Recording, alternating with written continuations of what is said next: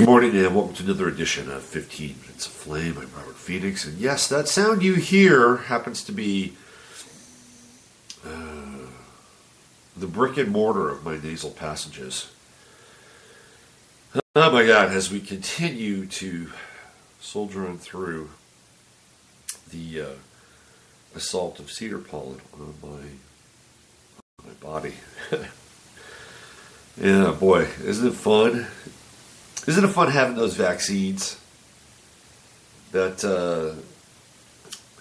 I think trigger allergies? I could be just totally wrong, but that's my sense that somewhere in these wonderful vaccines we took when we were kids, it messes with our histamine production and all that stuff. When I was young, I actually, not long after I had my vaccinations, I think it was about 18 months old, right around that time, wound up in the hospital with spinal meningitis. Gee, I wonder where I got that from. And that almost brought me to the brink of my mortality when I was 18 months old. I think Pluto was on my midheaven then. I think it moved right onto my midheaven. So at 18 months old, I was given my last rites and baptized at the same time. Interesting day, or days, or moments, or hours of my life. And who knows what effect it had on my consciousness. Maybe a great deal, maybe not much at all. But there you go, there's some prior history. So what's happening out there today? Boys and girls, as always, there's plenty going on in the world. A lot to talk about. But as you know, there are times when I have moments where I notice things. And one of the things that I've noticed, now maybe you wouldn't notice it, but I would notice it, specifically because where I am. Like, you wouldn't notice this in California, I don't think. Maybe in a place like, I don't know, Lodi, you might notice it. But every now and then I go to the Goodwill, which is down the street from my house, and I look for certain things. Like I'm looking for right now kind of a tall sort of standalone like cart that would be the same size as my stand-up desk where I do my broadcast from, so I could have like a little utility table and put some things over there. And I'm usually pretty good at finding stuff at Goodwill. So I'll go there maybe once a week and just see if I can find that thing that I'm looking for. And I go to the auction. They have auctions at Goodwill. I don't know how long it's been since you've been in a Goodwill, but they have auctions, which is kind of an unusual thing in some ways. And I'm not even sure I'm not even sure they should have auctions, to be honest with you. But that's a whole other piece. It's like the slum in Sotheby's is what it is. So I would say almost every time I go in, again, maybe about once every week or 2 weeks, whatever. It's near my bank. Every time I go in, I'll go to the auction side just to see what they have. And there's usually kind of a similar pattern of things that show up in the auction. Camera collections, for instance. People getting rid of their cameras. These are single lens reflex cameras that actually take film. Sometimes they'll have digital cameras because nobody uses digital cameras anymore. They have their phone. So the digital camera killed the print industry, and I mean just crushed it within a matter of about 3 years. Kodak went from being a really powerful company and employing all these people to basically going out of business in about 3 years' time. And then the cell phone came along and crushed the digital cameras. So you'll see camera collections there fairly frequently. Games, you'll see Game Boys or Wii's or whatever it is that people are getting rid of because their kids move on, do something else, whatever. They show up there. They're part of the auction. And then there's this other item that shows up on a fairly frequent basis. It's a collection of crosses. And I'm like, well, first of all, when you see the collection of crosses, it's not one. You're seeing like maybe at least between 8 and 10 or 8 and a dozen crosses, various sizes, which means that those crosses were put up in, the nooks and corners and the crevices and front and centers of somebody's living space. And I see them frequently, and I'm like, well, what's going on with these crosses? Why are these crosses here? And so I have to play through the various scenarios in my head. It's like, okay, the crosses are here because this is probably the most reasonable point would be that somebody died and they had a cross collection. You're probably an older person, right? They had a cross collection, and their kids came in and cleaned out their place. And, what are we going to do with these crosses? Well, we don't need them. Let's take them to Goodwill. Okay, so that might be one example as to one reason why the crosses are there. But that may not completely justify and be the answer for all the crosses being there, right? So I thought to myself, well, what if somebody just got tired of Christianity? So I'm done. I'm done with these crosses. I'm done with God. I'm just going to ship them off to Goodwill. And it happens on a fairly frequent basis.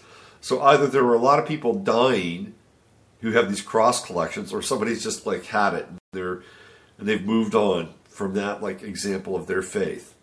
But the weird thing is that they auction the crosses off. I think that's just totally bizarre. Hey, wow, we can get some pretty good money out of these crosses. And they must, because they continue to put them in the auction glass cases. I mean, maybe there's no other place to display the crosses.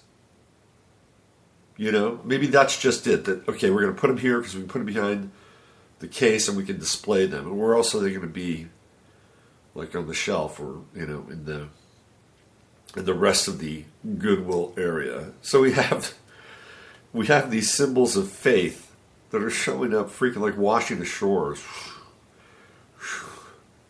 And then they auction them off. It's a fascinating phenomenon down in Goodwill with the crosses. Anyway, how is everybody? We're gonna get into some stuff today. We're gonna talk about Las Vegas. We're gonna talk about the FISA menu or the FISA order, and there's a lot going on with that. Of course, there are people who are still sick, and there are rumblings that what we're experiencing is not a flu, but it is something else. And keep in mind that when the eclipse happened, that NASA released all these little balloons with, remember, it was the stuff that they'd find on the atmosphere of Mars. I mean, what the hell was that about?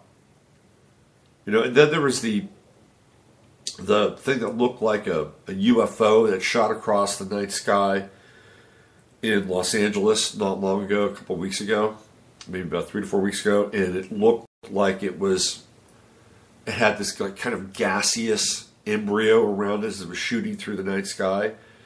There are some people who believe that was actually a missile that had a dispersant in it, that it was dispersing these whatever was in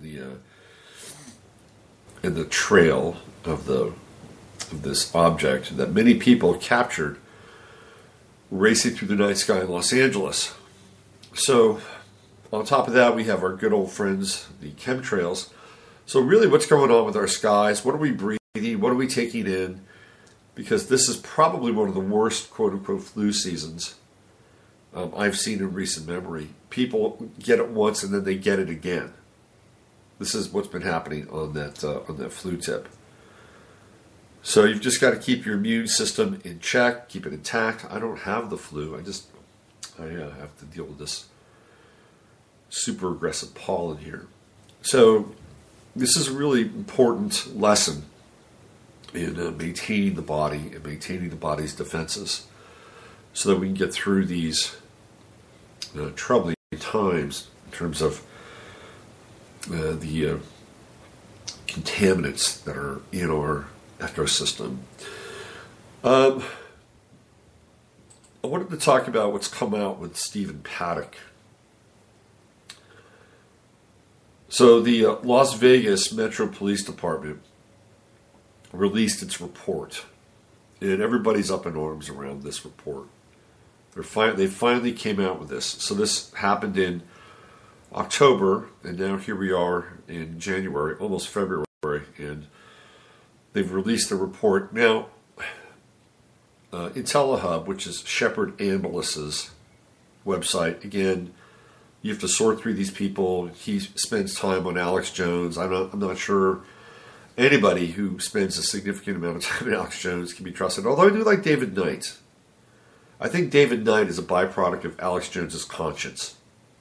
I think he has to have David Knight on in order to make himself feel better, because David Knight doesn't always agree with Alex, especially on Trump. Anyway, so the autopsy came out, and there's a real difference between Stephen Paddock's autopsy and Stephen Paddock. Now, whether or not these are just errors of, not even of judgment, but errors of measurement and errors of the description of Stephen Paddock, but they're significant. And Stephen Paddock is listed as being 6'1" in the report, in the autopsy report.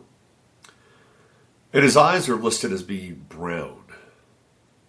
Well, in actuality, Stephen Paddock was 6'4", and his eyes were not brown. His eyes were blue. They were blue. How do we know this? Well, we know this because Stephen Paddock had applied for an Alaska sport fishing and hunting trapping license. We know that he was a guy that was into hunting and fishing, had a number of different residences. He had a residence in Texas, Mesquite, Texas, as well as Mesquite, Nevada, which I thought was interesting. But on his application for his license in Alaska, Stephen Paddock, his eyes are listed, their color is blue. Blue, and his height is 6'4". So we have these statistics, or these data points that differ from one another on the autopsy report and on the license that he applied for with the Alaska Sport Fishing, Hunting, and Trapping Department up in the state of Alaska. It's the Department of Fish and Game, State of Alaska Department of Fish and Game. So it's interesting. There is a discrepancy here. There is a discrepancy. And he did this in 2010. This goes all the way back to 2010. So this was 8 years ago. Now, I have been saying for a while that the guy that they bagged in that apartment or that hotel room in Las Vegas is not Stephen Paddock. And this would seem to support that fact.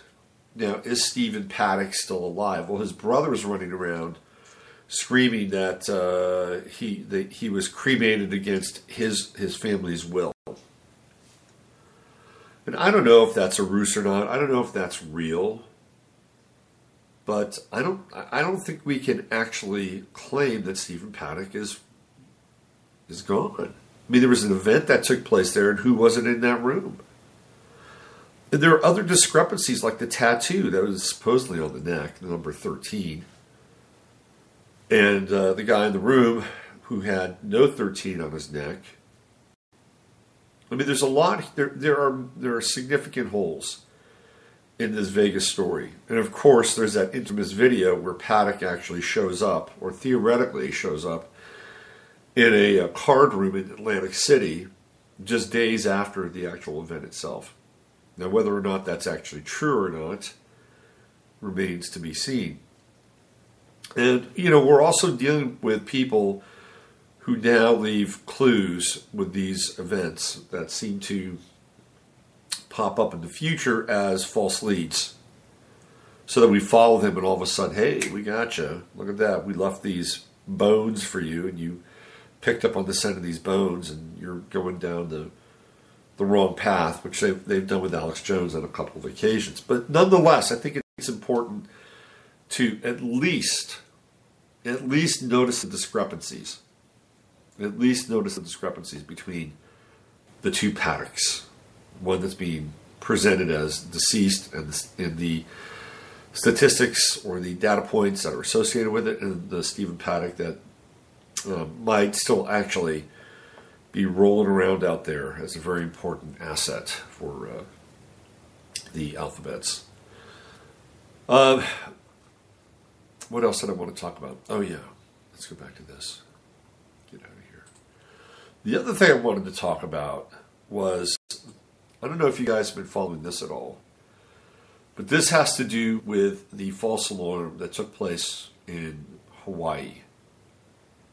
We talked about this the other day with the missile launch, or not the missile launch, but the fact that their early warning system had said that there was a missile coming in. Now, there is some evidence that's popping up that says that there might have actually been a missile. Again, I'm just throwing it out there. I'm not saying that this is the gospel, that this is the truth. But again, from IntelliHub, this is a man who posted a video to YouTube on Sunday in which he claims his sister, who lives on Maui, heard that a group of 9 tour boat guides and about 13 tourists witnessed some type of explosion in the sky about 100 NM offshore leeward side. They said it looked like a meteor, and all of a sudden it was a big boom and it lit up the sky. It was at 8 o'clock in the morning. Now remember that the warning came in between 8:07 and 8:08. So he says maybe this wasn't a drill after all. I think that the United States would not want to cause more panic. If they did launch something in Hawaii, they would say it was a mistake. The man who also maintains that the story was posted by a local news outlet for a short period of time before it was pulled altogether. And then YouTuber Ashley LP chimed in. So I live on an island and our family has a lighthouse. We all saw the bright flash that morning as well. There is much buzz about this. Thank you for actually putting what islanders are all talking about. The video was posted one day after the false missile alert caused panic throughout the islands. So keep your eyes on this. This could actually be a fairly interesting thread if it has any merit or traction at all, that perhaps there was a missile that was launched during that time, which might actually give credence to this whole missile alert going out island-wide, that perhaps it was a function of what actually happened. Just something to think about. Something to chew on a little bit for your Monday, your Manic Monday. The other thing that's kind of making the rounds right now is this FISA memo. And through the FISA memo, apparently, I'm going to give you a website. I mean, I'll even put this on the YouTube page. It's actually worth noting and checking out. It's called the Epoch, EPOCH, the Epoch Times, Epoch Times, or Epoch Times investigation. It's called the insurance policy. And for everybody who is sort of swimming in the details around all of this, it links up Hillary Clinton, Barack Obama, Robert Mueller, Fusion GPS, John McCain's a part of this. Of course, Obama's little hench people like Susan Rice and James Clapper, Loretta Lynch. They're all sort of caught up in this web of entanglement in deception Nellie Orr and Bruce Orr, they show up. Christopher Steele's in here. So I'm going to put this link into the show page. And it's actually it's really worth looking into. Because this is where I think this is a smoking gun. It's a total smoking gun. Zero Hedge is all over it. The FISA memo is all the ammo Trump needs to take on the CIA. So this FISA memo that's gone out this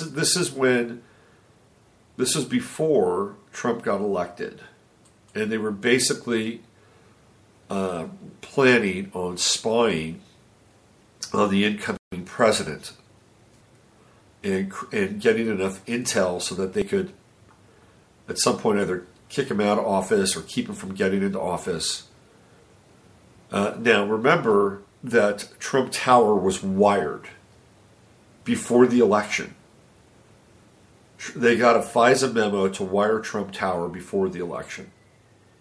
Now, was that based on the Russian dossier material that was created by Nellie Orr and Michael Steele and Bruce Orr and the Fusion GPS people? This is kind of an important piece, to be honest with you. Because the FISA memo doesn't just implicate the fact that the Obama administration wanted to get the goods on Trump in whatever way they possibly could, but it also indicates that from a privacy perspective, that there is none. That there is no privacy perspective. That there is no privacy period, end of story. Because this is what the NSA has at its fingertips. The ability to tap in and spy on anybody they want at any given point in time. And it starts at a really high level. It's all keywords and associations with keywords, and it drills down, absolutely drills down into, if they want, more specific forms of listening and gathering information. So this is from the Zero Hedge piece. FISA, it's everywhere you don't want it to be. Let's see what we got here. Let's go to the top of this. I'm going to read through this so you guys can get it. This is by Tom Luongo. It's on Zero Hedge.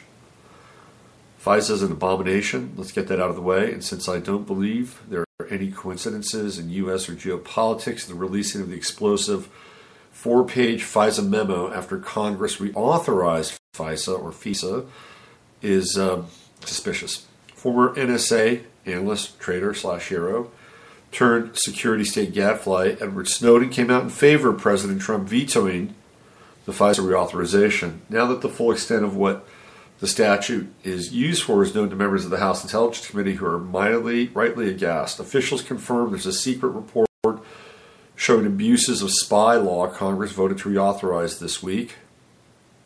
If this memo had been known prior to the vote, FISA would have failed.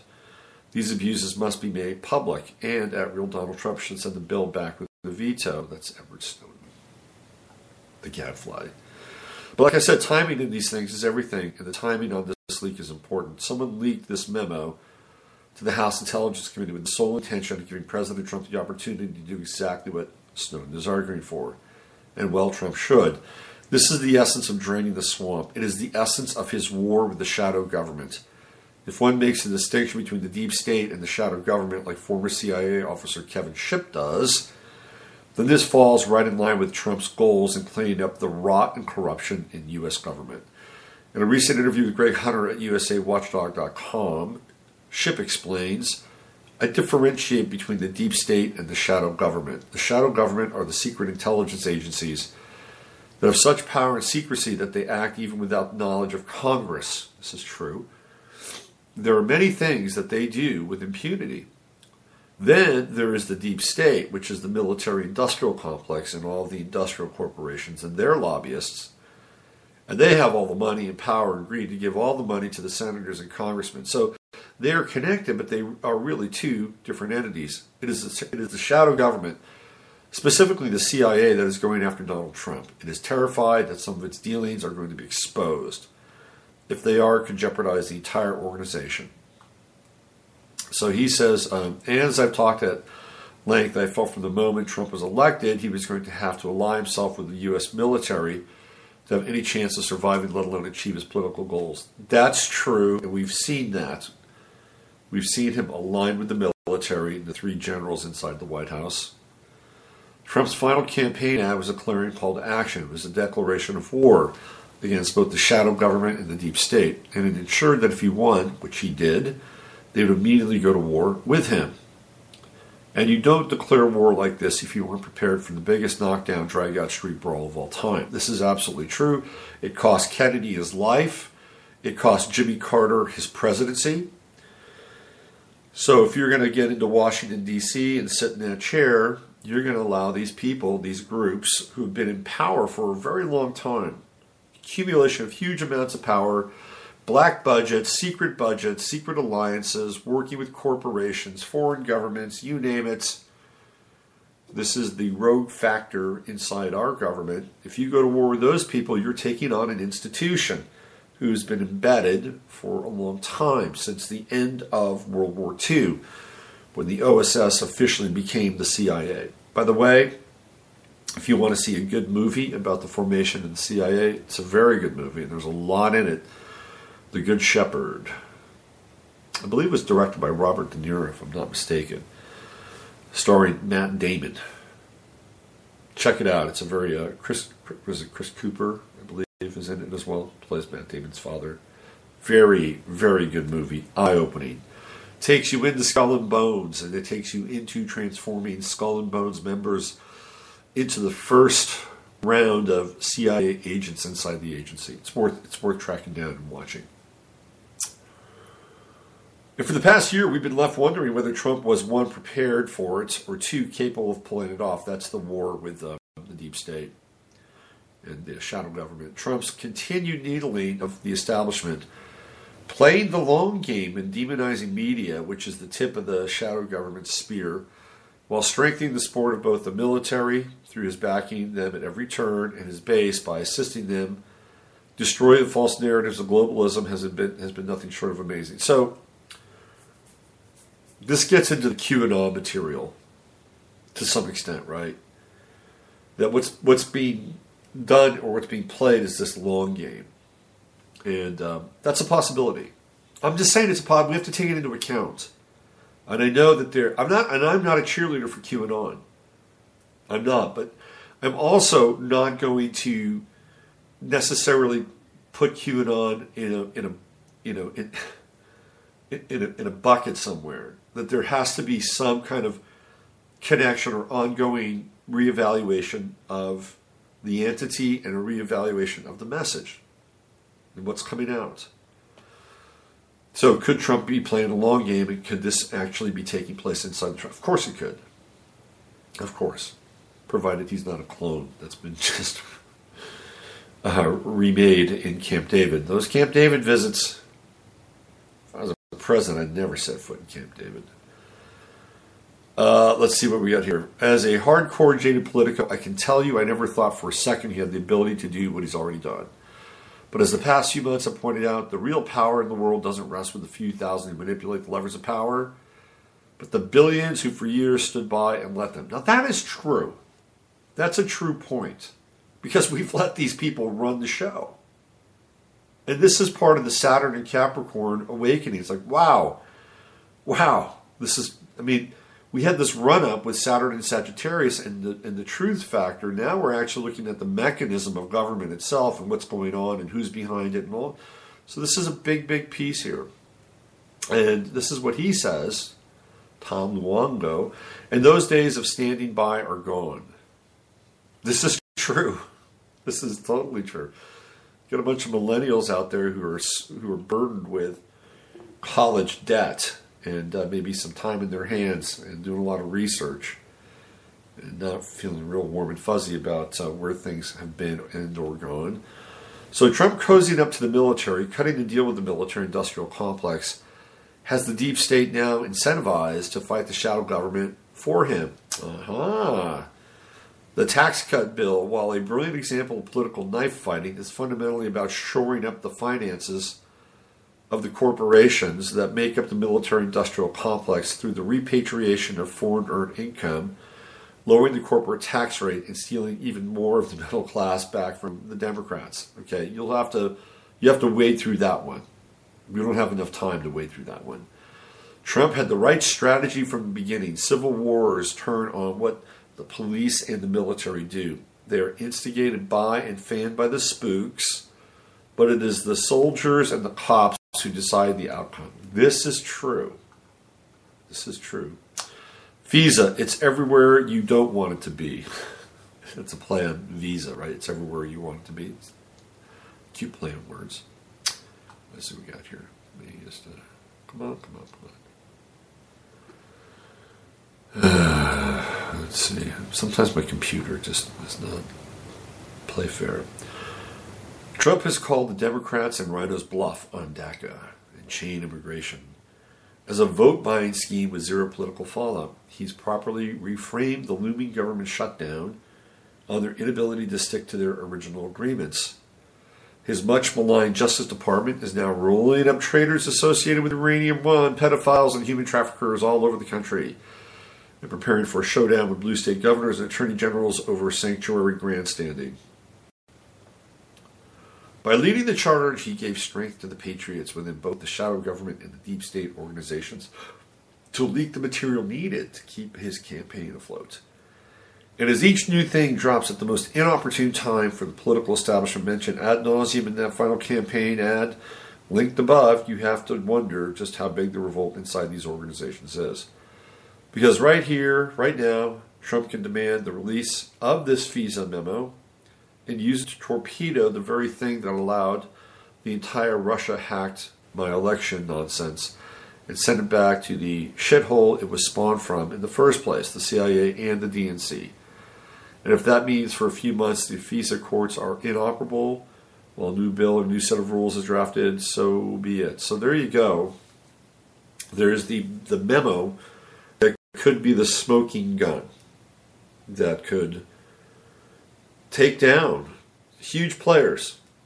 So if we look at, so this is so fascinating, because if this is true, and you go into the Epoch Times flowchart and see all the players involved, it'll blow your mind. It'll totally blow your mind that this was a concerted effort to, number one, get Hillary Clinton elected, and number two, once that process appeared to be untenable, than to turn everything around and go after Donald Trump with the dossier and all that stuff. And again, if true, then the ramifications are staggering. That means that people like Hillary Clinton and Obama and Loretta Lynch and Susan Rice and John McCain and all these people who are on the hook and were participants in this cloak and dagger move to derail the Trump campaign and uninstall Trump as president could be in serious trouble. That remains to be seen how this all unfolds. But if he wants to, it's there. It is there. I mean, there's enough evidence now that suggests that this was not just a random act of corporate espionage. No, this was a concerted and dedicated effort to do exactly what they've been doing, but without the results that they had hoped for. And Trump is still standing. So keep your eyes on this over the course of the next few weeks. Of course, if it gets too hot, then I'm sure we'll have some other distraction, like the Olympics or something related to Korea or North Korea, that'll take us out of this realm. But it is actually a very tangible, fungible document, and one that needs to be fully examined, explored, and brought forward. I mean, if all the pieces are there, And it is not the fabrication of some kind of partisan intent, meaning that they just want to do this to go after the Democrats and the Republicans like McCain. But this is factual and real, then it has very profound implications. Profound implications. I mean, what would happen if this was as absolutely true as it is, and they were able to not only back it up via a court of law, but in the media, there'd have to be some kind of, I wouldn't say apology, but they would have to begin to cover the story in a way that would make them seem, to some degree, even remotely impartial. Like when CNN or MSNBC would tackle this and have to report on it as if it was fact and not something that was coming from the Trump cabinet as a retaliatory strategy. Now we're in a different territory. Now we're in a completely different territory. It's like, wow, this is interesting. And I think there's a huge amount of people in this country, and perhaps even the world, but I'm just going to talk about this country, that want to see that. They want to see that moment. They want to see some kind of closure around some of the bullshit that we had to put up with during the election cycle and even prior to the election cycle. I mean, we're dealing with, really from 1913, we're dealing with 105 years worth of corruption. I mean, think about that. That's exactly when the Federal Reserve Act was signed into being, with fiat currencies, and the Federal Reserve Bank, and the entire tax system was erected right after 1913, got us into World War I. So we have 105 years worth of corruption on our shoulders. And it's not just what happened in the past 2 years, or what happened in the past 8 years with Obama, or the past prior 8 years with Bush, or the prior 8 years with Clinton. I mean, these are chunks of accelerated and concentrated activity that was basically standing on the shoulders of what happened in 1913. It's an accrued kind of momentum. So this is what people are desperately, not desperately, but they're really hungry for, that kind of reconciliation with the facts and truth, and actually people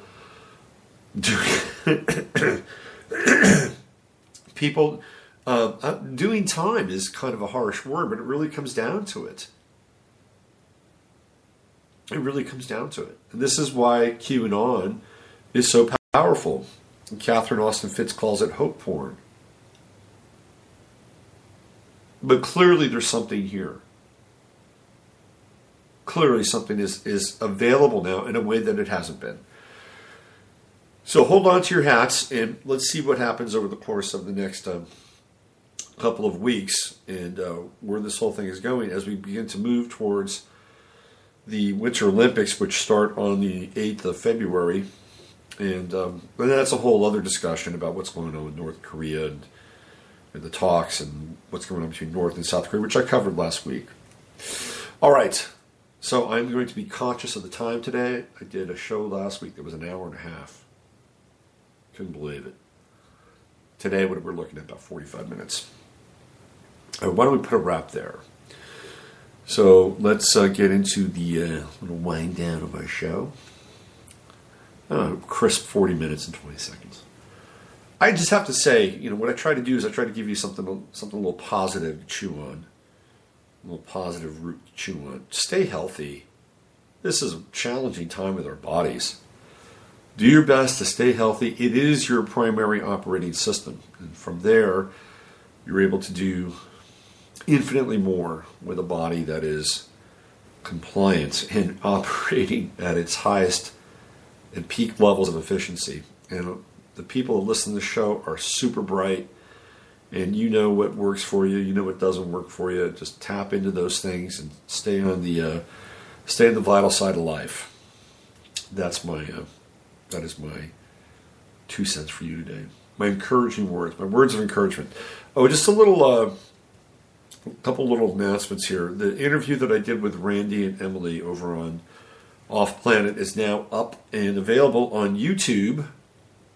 So go check that out. It's a really good session. Randy had to toil intensely to recover the show because apparently the bottom fell out of that show while he was actually recording it. His computer melted down. That's how hot the show was. His computer just could not handle the intensity of our three minds pooling together. Take that, cyber intelligence. Anyway, you can check that out. Also, on the first Monday of every month, I'm going to have Shauna Home on. And Shauna is a dear friend, and we're going to talk as a pre-record on a Saturday. And we'll just go over a few topics. It'll be about a 25 to 30 minute little episode for the first Monday of every month. I'm going to try to do more of these. We have Steve Crimmy on the last Friday, Shauna Home on the first Monday. And I have a couple other people in mind to be regular contributors. So this is kind of the re-evolution of 15 Minutes of Flame and RobertPhoenix.com and Free Association Radio. All right, let's end it there. Use your head to discern what's real, your heart to discern what's possible. I'm Robert Phoenix. Have a fantastic day.